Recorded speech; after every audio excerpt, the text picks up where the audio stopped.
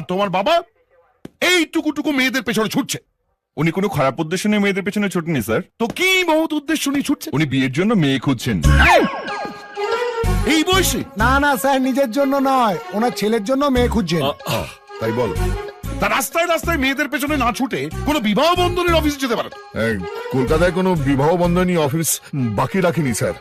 রোজ দুটো করে সম্বন্ধ দেখেছি, সব ক্যান্সেল করেছে। আপনি একটু বোঝান না স্যার। ঠিক আছে, ঠিক আছে।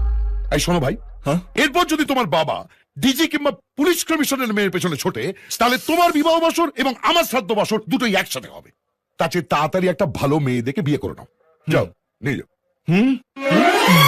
বয়স হলে লোকের হাই প্রেশার হয়, কিন্তু তোমার হাই বিমরতি হয়েছে।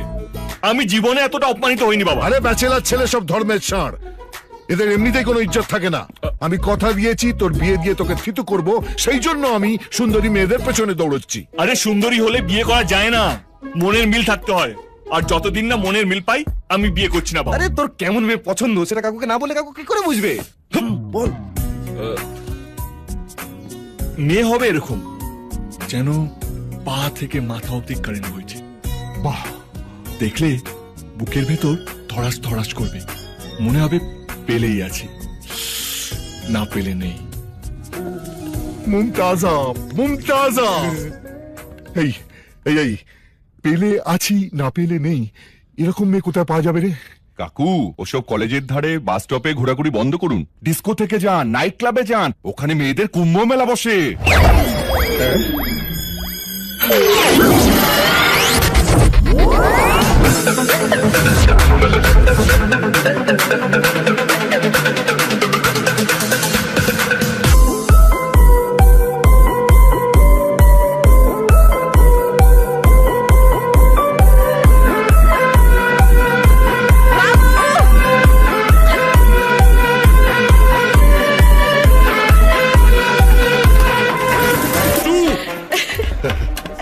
ও বাবু, আজ যা আনন্দ হচ্ছে না।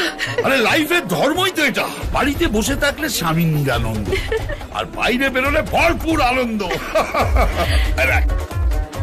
নাচতে নাচতে একজনের পার্স চেপে দিয়েছি। চ, গাড়ির তেলের পয়সা উঠে গেছে। আরে বিলটা তো পে করো। চেপে যা, খেয়ে দিয়ে যারা বিল পে করে তারা হচ্ছে শুদ্ধ, আর যে হাসতে হাসতে বেরিয়ে যায় সে হচ্ছে লাফিং বুদ্ধ। Hello, same to.